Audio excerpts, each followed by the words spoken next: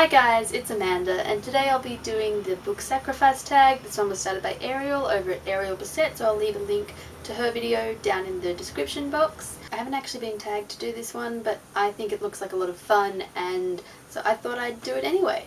The first book that I need to sacrifice is an overhyped book.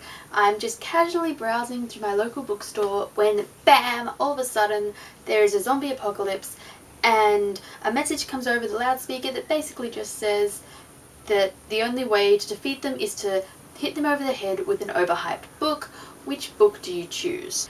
This one was really tricky for me because for the most part I don't hate books that have got really big and are overhyped. I just tend to either read them and enjoy them or have absolutely no interest in them and therefore don't. But for this one I chose Delirium by Lauren Oliver. I bought this book when I started hearing good things about it, and it was because I really liked the concept. The idea is absolutely amazing, and I just thought it was a really clever idea for a dystopian world. However, the execution I was a little bit disappointed with, and I was just unimpressed with the characters and where the story went plot-wise. I've got all 3 books now in hardcover, but I haven't actually read the last one because even the people who were loving this series are not actually saying that many good things about it, so I'm not inspired at all to read it, and it's sort of a bit disappointing. The next book I need to sacrifice is a sequel. I've just left the hair salon and I've got a $100 haircut and it was beautifully styled, and then bam, all of a sudden it starts pouring down with rain, and I need to choose which sequel I'm going to use to protect my new do from the rain. Now, while I don't think that I'd ever actually sacrifice a book to stop my hair getting wet, if I was going to have to sacrifice a sequel, I would not feel the loss of Walking Disaster by Jamie Maguire at all. This was one of those sequels which really didn't have to be made.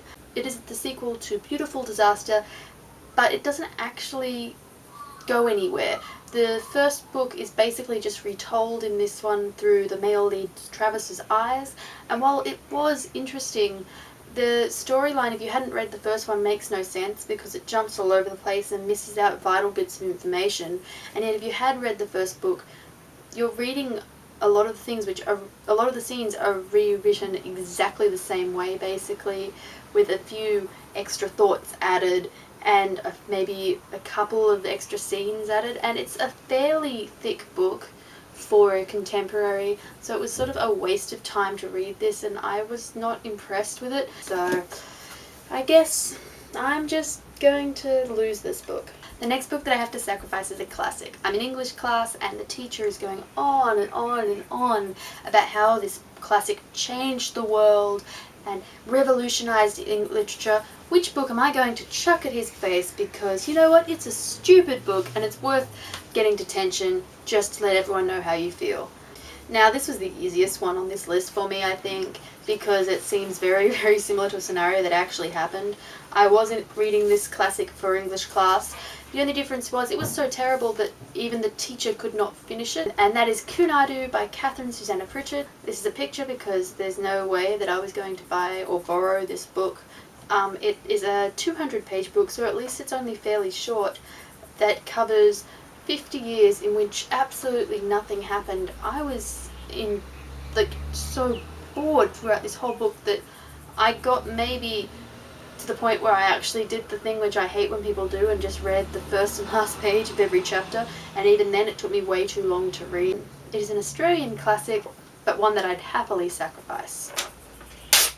The last book that I have to sacrifice is my least favourite book ever. I'm in the library just browsing for books when all of a sudden, bam, global warming explodes and the whole world is turned into an Arctic wasteland. The only chance of survival is to burn a book. What book do I rush to pick up to burn first because I feel absolutely no guilt in burning it? For me, it is The Hunt by Andrew Fukuda. I really did not enjoy this book. It is a book which I bought mostly because it said, if you love the Hunger Games, you'll love this.